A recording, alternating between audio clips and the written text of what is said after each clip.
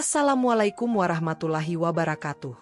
Judul cerita yang akan kita dengarkan hari ini adalah Kakek lusuh datang ke bank untuk cek saldo, ditertawakan semua orang.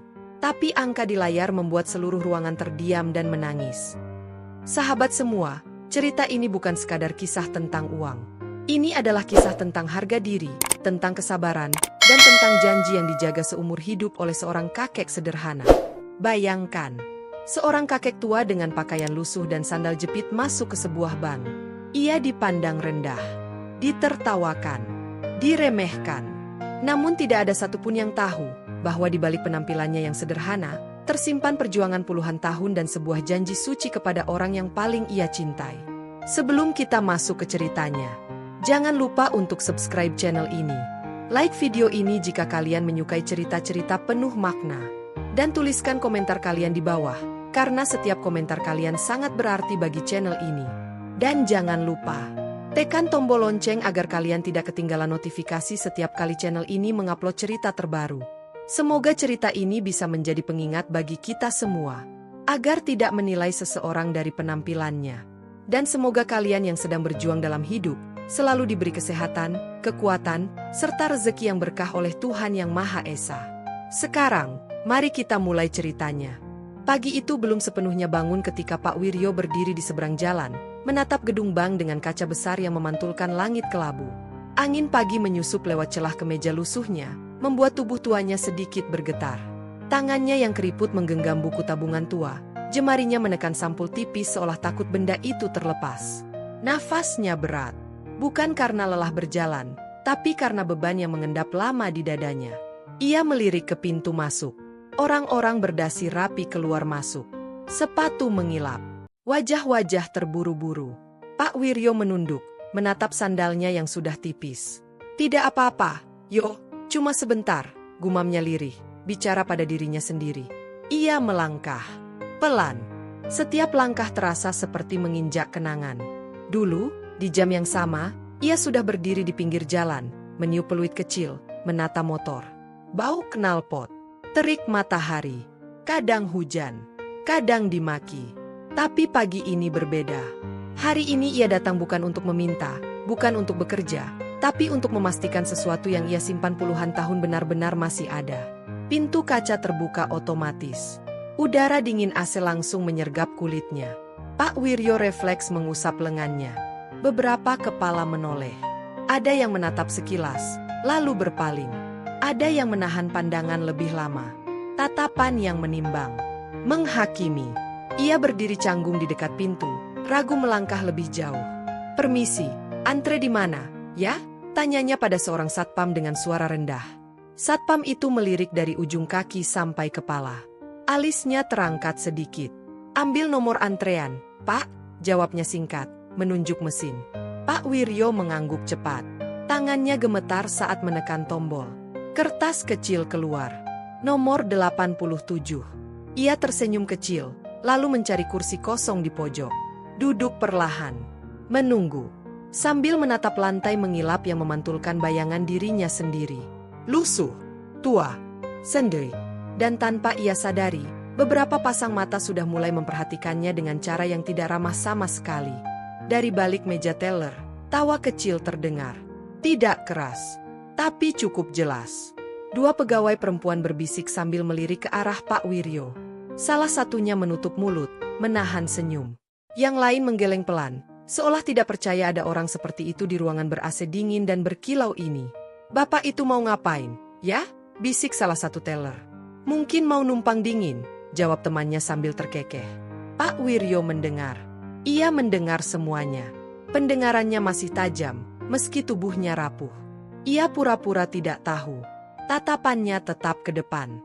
Tapi sudut matanya menghangat. Dada terasa sesak. Nomor antrean bergerak lambat. Setiap bunyi, ting, dari pengeras suara membuat jantungnya ikut berdebar. Ketika nomor 87 dipanggil, ia berdiri terlalu cepat hingga sedikit oleng. Ia menahan meja kursi agar tidak jatuh. Beberapa orang memandang. Ada yang mendesah kesal. Pak Wiryo melangkah ke meja teller yang sejak tadi tertawa kecil itu. Teller muda dengan riasan rapi menatapnya tanpa senyum. Matanya turun ke pakaian Pak Wiryo, lalu kembali ke wajahnya. "Iya, Pak. Ada perlu apa?" tanyanya datar. "Saya mau cek saldo," jawab Pak Wiryo pelan, sambil menyodorkan buku tabungan dengan dua tangan. Teller itu menahan senyum. "Saldo?" ulangnya, nada suaranya sedikit naik. "Iya," Pak Wiryo mengangguk. "Sudah lama tidak dicek." Teller itu melirik rekan di sebelahnya, lalu berkata setengah bercanda, "Pak, ini bank, bukan tempat daftar bantuan." Beberapa nasabah tertawa kecil. Ada yang pura-pura batuk. Pak Wiryo menunduk. Tangannya yang keriput semakin erat menggenggam tepi meja. "Maaf, saya cuma mau lihat saldo saya," katanya lirih, tapi tegas. Teller itu akhirnya mengambil buku tabungan dengan ekspresi malas. Ia mengetik sesuatu di komputer, masih sambil menghela napas panjang. Dalam pikirannya, ini hanya akan jadi 1 menit yang terbuang sia-sia. Namun jari-jarinya tiba-tiba berhenti di keyboard. Sambil menunggu, Pak Wiryo berdiri diam. Bahunya sedikit membungkuk. Matanya menatap kosong ke arah layar komputer yang tidak bisa ia lihat. Dalam diam itu, pikirannya melayang jauh. Terlalu jauh. Ke tahun-tahun ketika ia berdiri di pinggir jalan dari pagi sampai malam. Ke suara klakson yang memekakan telinga. Ke hujan yang meresap ke tulang. Ke hari-hari ketika uang Rp2.000 terasa sangat berarti. "Yo, sabar ya. Rezeki itu bukan cuma soal hari ini," suara istrinya terngiang jelas di kepalanya. Sudah 10 tahun suara itu hanya tinggal gema. Sejak istrinya pergi, Pak Wiryo hidup sendirian di rumah kecil yang dindingnya mulai retak. Ia tidak pernah mengeluh, tidak pernah meminta. Ia hanya menabung, sedikit demi sedikit. Kadang memasukkan uang receh ke celengan, lalu memindahkannya ke bank saat sudah cukup. Teller itu mengernyit. Layar komputer menampilkan sesuatu yang tidak ia duga. Ia mencondongkan tubuh lebih dekat, mengucek mata, mengetik ulang nomor rekening. Wajahnya berubah. Senyum meremehkan perlahan menghilang. "Pak," ucapnya pelan, nyaris berbisik. Pak Wiryo mengangkat kepala. "Iya, Nak." Teller itu menelan ludah. Tangannya gemetar di atas mouse. Ia melirik ke arah supervisornya, lalu kembali ke layar. Ruangan yang tadi riuh terasa mendadak lebih sunyi. "Ini, apa benar buku tabungan ini milik Bapak?" tanyanya, kali ini dengan nada yang sama sekali berbeda. Pak Wiryo mengangguk pelan. "Iya, dari dulu. Saya simpan baik-baik." Teller itu terdiam. Wajahnya memucat. Nafasnya tertahan. Angka di layar itu terlalu besar untuk diabaikan. Dan sebelum ia sempat berkata apapun, supervisornya sudah berdiri di belakangnya, menatap layar yang sama. Supervisor itu seorang pria parubaya dengan kemeja rapi dan jam mahal di pergelangan tangan. Ia berdiri tepat di belakang teller, mencondongkan tubuh sedikit ke depan, menatap layar komputer dengan sorot mata tajam. Ruangan di sekitar meja teller terasa mengecil. Suara mesin antrean, langkah kaki, dan bisikan nasabah seolah menjauh. "Ada apa?"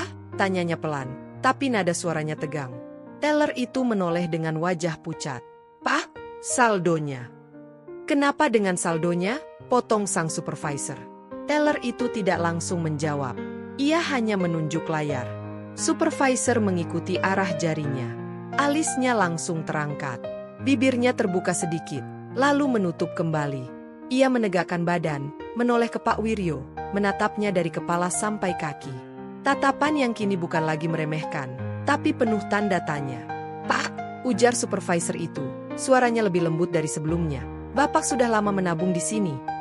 Pak Wiryo mengangguk pelan. "Sejak bank ini masih kecil, Pak. Dulu loketnya cuma 1.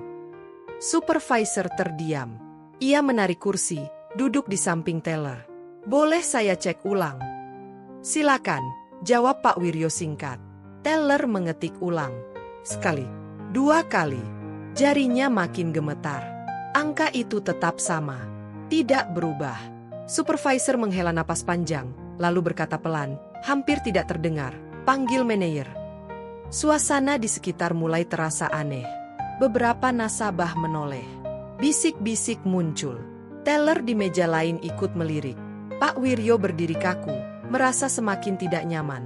Ia menggeser berat badannya. Tangannya kembali menggenggam buku tabungan itu, seolah itu satu-satunya benda yang memberinya rasa aman. "Maaf, Pak," kata teller itu, kali ini menunduk sedikit. Mohon tunggu sebentar. Pak Wiryo mengangguk, meski hatinya mulai tidak tenang. Ada apa? Ya, gumamnya lirih. Dan ketika langkah manajer terdengar mendekat dari balik pintu kaca, udara di dalam bank terasa semakin berat. Manajer itu keluar dari ruangannya dengan langkah cepat. Jasnya rapi, wajahnya serius. Begitu sampai di meja teller, ia langsung menatap layar komputer. Tidak butuh waktu lama. Matanya membesar. Tangannya refleks bertumpu di meja. Ini, benar? Tanyanya pelan. Supervisor mengangguk. Sudah kami cek 3 kali. Manajer itu menoleh ke Pak Wiryo. Kali ini tatapannya penuh kehati-hatian. Pak, mohon maaf sebelumnya, katanya. Suaranya tenang tapi bergetar. Saldo di rekening Bapak saat ini mencapai jumlah yang sangat besar. Pak Wiryo menelan ludah. Masih ada, ya? Tanyanya lirih. Pertanyaan itu membuat manajer terdiam sejenak. Teller-teller lain berhenti bekerja. Ruangan benar-benar sunyi. Tidak ada tawa.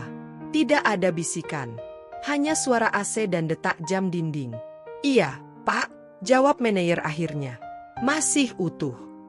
Pak Wiryo menghembuskan napas panjang. Bahunya turun. Matanya berkaca-kaca. Alhamdulillah. Salah satu nasabah yang tadi tertawa kecil kini menunduk malu. Seorang ibu-ibu menutup mulutnya. Satpam yang berdiri di dekat pintu meluruskan badan. Wajahnya berubah penuh hormat. Manajer melanjutkan, boleh saya tahu, Bapak bekerja sebagai apa? Pak Wiryo tersenyum kecil. Tukang parkir, Pak. Ruangan seakan berhenti bernafas. Teller yang tadi mengejek kini menatap Pak Wiryo dengan mata berkaca-kaca. Sejak kapan, Pak? Tanyanya pelan. Sejak muda. Sampai kaki ini sudah tidak kuat lagi berdiri lama, jawab Pak Wiryo jujur. Manajer menunduk. Ia menghela napas berat. Pak, kami mohon maaf atas perlakuan kami. Pak Wiryo menggeleng pelan. Tidak apa-apa. Saya sudah biasa. Kalimat itu terdengar sederhana.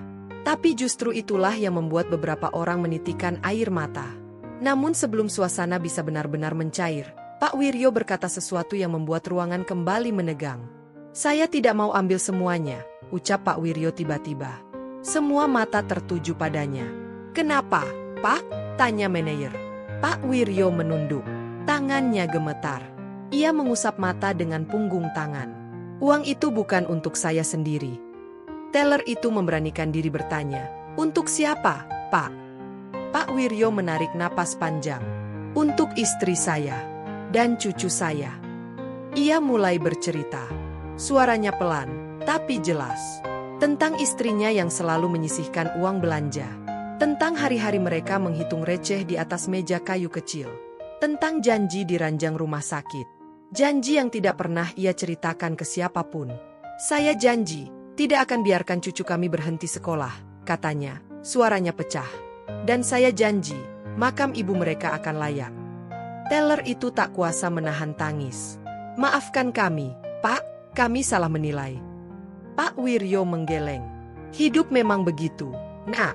Tidak semua yang lusuh itu kosong. Manajer berdiri, menunduk hormat. Pak Wiryo, kami akan bantu Bapak dengan sebaik-baiknya. Pak Wiryo tersenyum tipis. Tapi di dalam hatinya, ada satu hal lagi yang belum ia sampaikan. Sesuatu yang akan membuat semua orang di ruangan itu benar-benar terdiam. Pak Wiryo terdiam cukup lama sebelum kembali bicara. Bibirnya bergetar, matanya menatap kosong ke arah dinding bank yang putih bersih.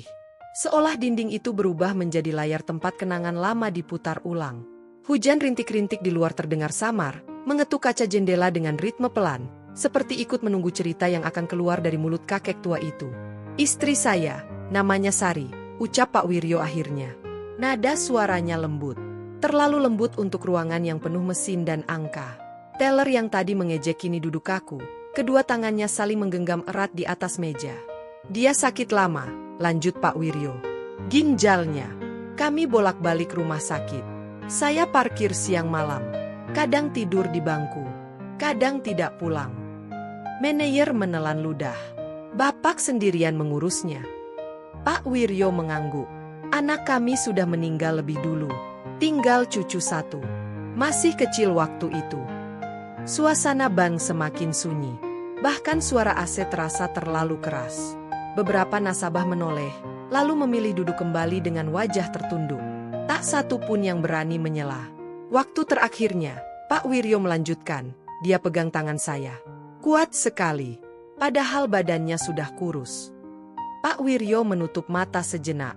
Nafasnya tertahan.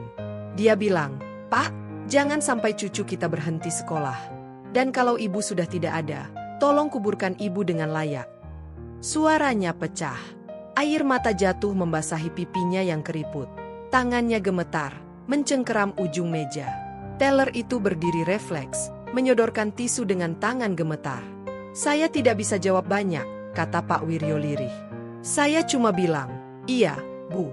Saya janji." Ia membuka mata, menatap satu persatu wajah di depannya. "Janji itu yang saya bawa setiap hari. Setiap saya dimaki orang. Setiap saya kehujanan.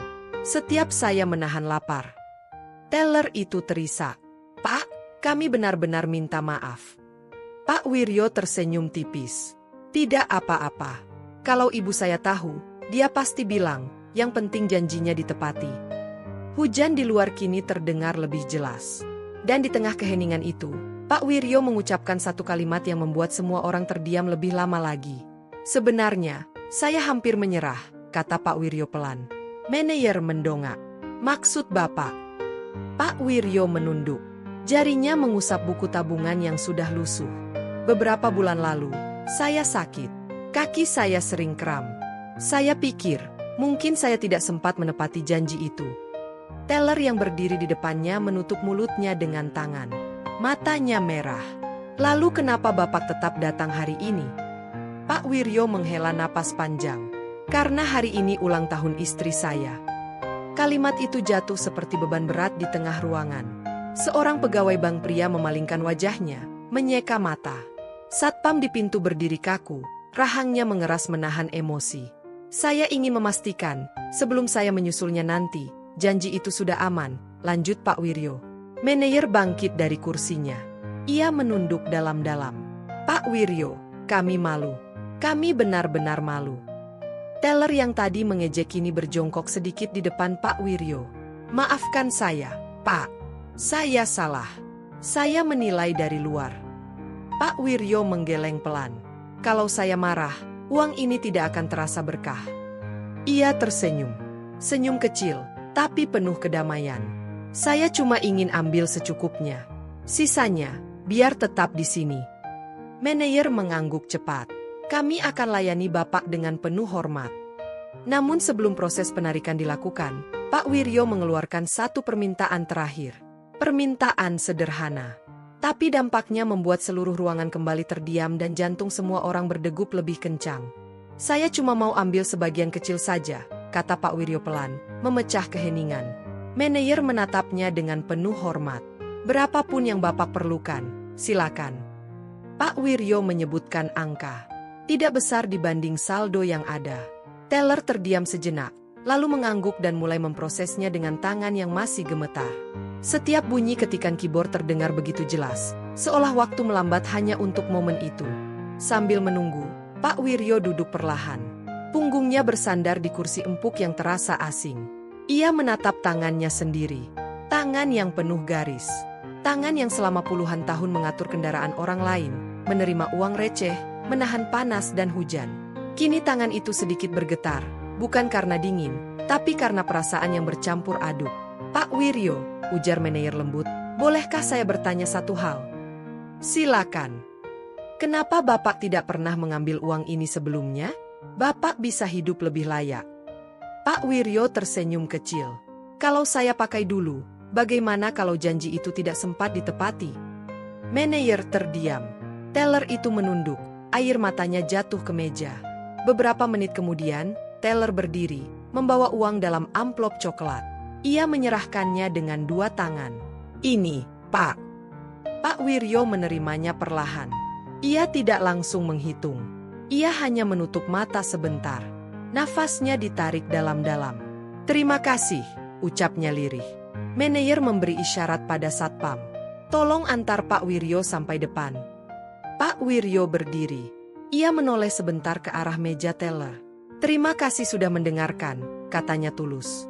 Dan dengan langkah pelan, ia berjalan menuju pintu keluar, tanpa tahu bahwa di luar, sesuatu sedang menunggunya. Hujan telah reda saat Pak Wiryo keluar dari bank. Udara terasa lebih segar. Langit masih abu-abu, tapi cahaya matahari mulai menyelinap di sela awan. Pak Wiryo berhenti sejenak di depan pintu. Ia menengadah, menutup mata, merasakan hangat yang menyentuh wajahnya. "Bu, janji kita hampir selesai," gumamnya pelan. Satpam membuka payung kecil untuknya. "Pak, hati-hati di jalan."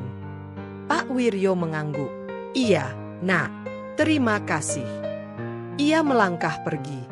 Tidak ada lagi tatapan meremehkan. Dari balik kaca ban, para pegawai berdiri memperhatikannya. Teller yang tadi mengejek kini menangis tanpa suara. Manajer berdiri tegak, menunduk hormat hingga Pak Wiryo menghilang dari pandangan. Di trotoar, Pak Wiryo berhenti. Ia membuka amplop itu sebentar, memastikan isinya ada.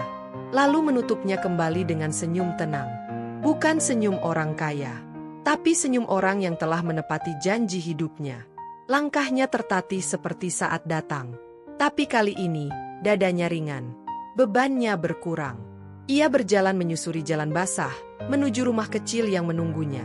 Dan di balik langit yang mulai cerah, satu janji lama akhirnya menemukan tempat untuk beristirahat dengan damai. Sahabat semua, itulah kisah tentang Pak Wiryo, seorang kakek sederhana yang membuktikan bahwa nilai seseorang tidak pernah ditentukan oleh pakaian yang ia kenakan, melainkan oleh ketulusan dan perjuangan hidupnya. Semoga cerita ini bisa menyentuh hati kita semua, mengajarkan kita untuk lebih menghargai sesama, dan mengingatkan bahwa di balik wajah-wajah sederhana, seringkali tersembunyi kisah luar biasa. Terima kasih sudah meluangkan waktu untuk menonton dan mendengarkan cerita ini sampai selesai. Semoga kebaikan selalu menyertai langkah kalian.